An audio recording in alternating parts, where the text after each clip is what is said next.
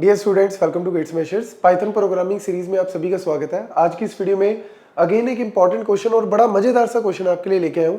Question क्या कहता है, यूजर से हमने कुछ इनपुट स्ट्रिंग लेनी है। यूजर कुछ भी एक इनपुट स्ट्रिंग डाल सकता है, जो भी उसके दिल में आता है।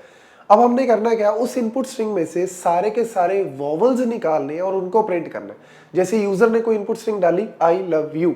अब यहाँ इसमें से ए ई आई ओ यू, आपको पता है कि 5 वॉवल है ए ई आई ओ यू।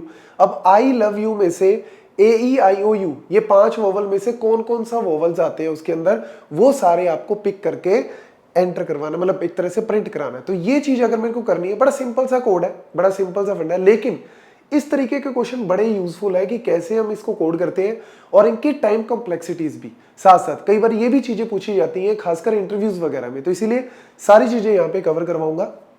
बस थोड़ी आवाज पे मत जाना, क्योंकि 2-3 दिन से गला थोड़ा सा खराब है। बट मैंने सोचा, मैंने वेट की कि ठीक हो जाएगा तब मैं वीडियो बनाऊंगा, बट हो ही नहीं रहा था। तो मैंने कहा यार वीडियो बनानी जरूरी है, हो सकता है आपको कहीं पे भी बेनिफिट हो जाए, तो मेरी वजह से डिले नहीं होना चाहिए ना।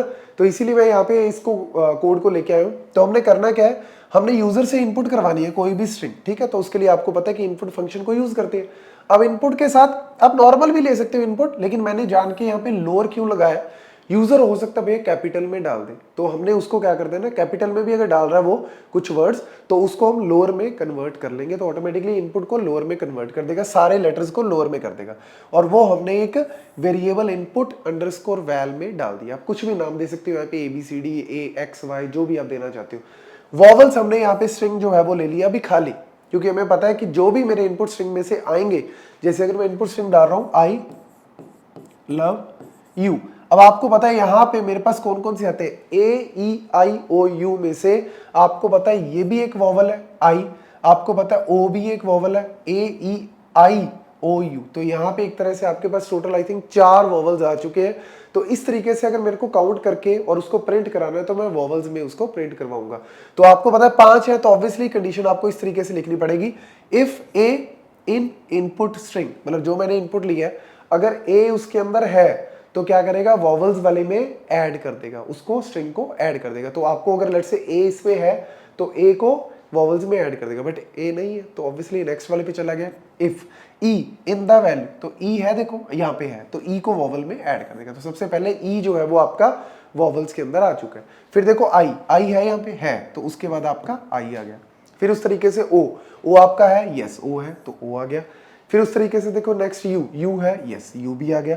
तो बस इस तरीके से आपके जो है वो एक एक करके स्ट्रिंग के अंदर कंकैटिनेट, मतलब ऐड करता रहेगा, और फाइनली जो है वो प्रिंट कर देगा सारी की सारी वैल्यूज को वॉवल के अंदर जो जो आएगी। तो ई आई ओ यू जो है वो आपका सिंपल जो है वो प्रिंट हो जाएगा। तो ये बड़ा सिंपल सा क्वेश्चन है, लेकिन अब इसमें एक और चीज भी आपसे पूछी जा सकती है। अगर मैं इसको एग्जीक्यूट करता हूं, तो इसमें आपका टाइम कॉम्प्लेक्सिटी वर्स्ट केस में कितनी हो सकती है, maximum to maximum time complexity. तो आपको पता है कि अगर मैं इनपुट साइज का, इनपुट जो है वो स्ट्रिंग का साइज अगर n ले लूं, मतलब बहुत इनफाइनाइट वैल्यू ले लूं, बहुत बड़ी वैल्यू ले लूं, तो लेट्स से अगर मैंने उसका साइज ले लिया n, मेरा टोटल मैक्सिमम कितना हो सकता है, n हो सकता है, कुछ भी हो सकती है n वैल्यू इनफाइनाइट तक। तो ऑब्वियसली पहले वो a के लिए सर्च कर रहा है, तो जितनी भी आपकी स्ट्रिंग है n तक वो सर्च करेगा, पूरे लास्ट तक। हो सकता है कि a आपका बिल्कुल उस स्ट्रिंग के लास्ट में हो सकता है फर्स्ट में भी हो, बट जैसा भी है वो हो सकता है वर्स्ट केस में उसको लास्ट तक जाना पड़े, तो उसका सर्च जो है वो कितना होगा, n टाइम्स हो सकता है।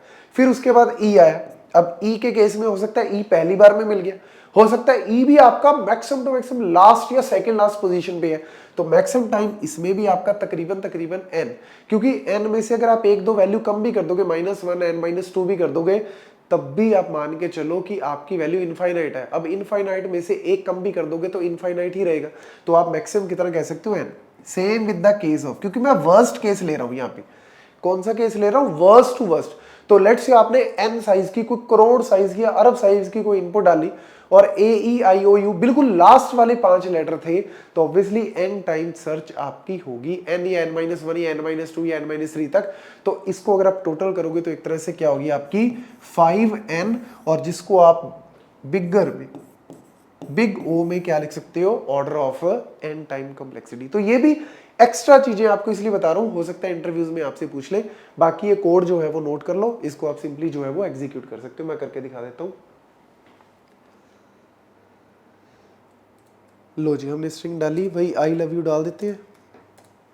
So this is the output. तो इसको आप जो है वो अच्छे से नोट कर लो, कोड को लिख लो।